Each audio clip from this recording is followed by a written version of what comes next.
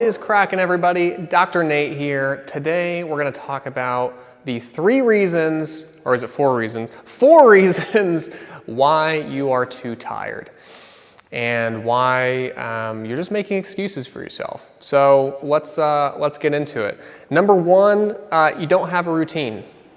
You don't have an evening routine. You don't have a morning routine. You just are kind of doing stuff, but there's no clear action plan behind that. So number 1, you've got to set a routine, and you can try out different ones.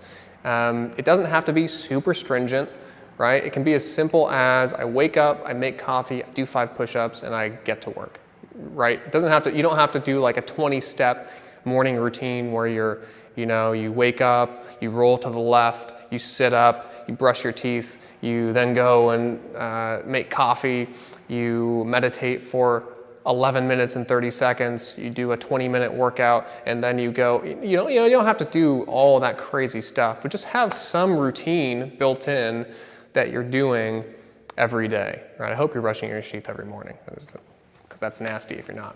All right, number 2, you are too tired because you're not exercising.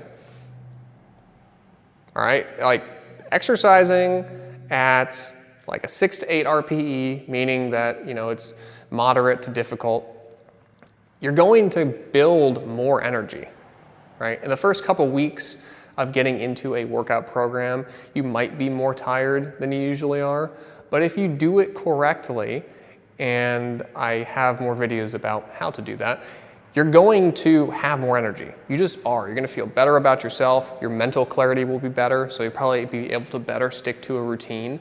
The physical and the mental play off of each other, right? So sometimes, yes, like maybe we are exercising, but we still need to address things up here. But oftentimes, we can go work out and get some movement in, get some sweat going, and that actually fixes what's up here, right? So they play off of each other. All right, numero tres. This is an interesting one. I wrote this down, I was like, going through what happens to me and what have I seen with others. Too much work and not enough downtime. That's an interesting one, right? You would think, well, I don't need downtime. Like, I just need to get things done. Well, coming from personal experience, if I'm just working and working and working and working and literally not taking lunch, skipping it, eating, garbage, not, skipping my workouts because I just want to work, and also working tons on the weekends, and not really taking any time for myself, that's a problem, right? That's a big problem. I have done that plenty of times, and now I have stop gaps in place to make sure I don't do that. I have a reflective practice I do every week to make sure that I am paying attention to that. I also I'm just more aware of it now because I practice it. So that's a skill that you can practice. Okay, so too much work, not enough downtime. You've got to take breaks. You have to. It's all about energy management. It's not time management. I used to think for a very long time that it was just, well, I need to manage my time better. But really, it's how can you have the highest amount of energy throughout the entire day? And that's through, if you've watched a couple of my other videos surrounding this topic, you've probably seen that I talk about working out and sleep and routines and commitment and all that type of stuff. So it's important to make sure you take downtime as well, because that actually is when you have the best ideas. You're allowing yourself to think. You're not just always in work mode. Okay, last one, and I kind of alluded to this earlier, eating poorly.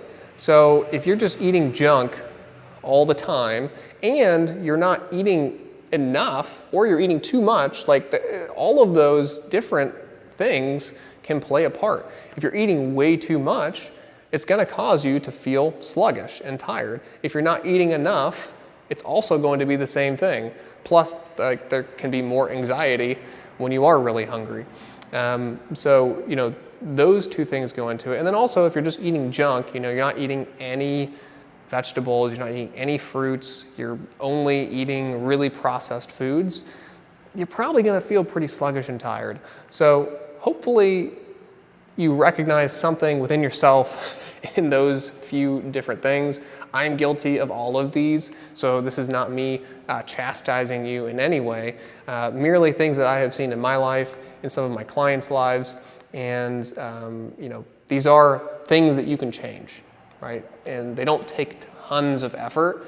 You've got to make it easy. I'll make another video of like habit change and how to make it easy. Really great book on that is Atomic Habits by James Clear. Would highly recommend it. I'll put it in the notes below, or the description below, whatever it is. But I'm curious, out of those 4 things, what are you struggling with the most? Go ahead and comment below, and maybe an action plan of a couple steps that you think could be helpful for you. If this was helpful for you, please like this video. It really helps the YouTube algorithm. Subscribe. And I hope you have a strong, resilient day. Have a great day, and I will catch you next time.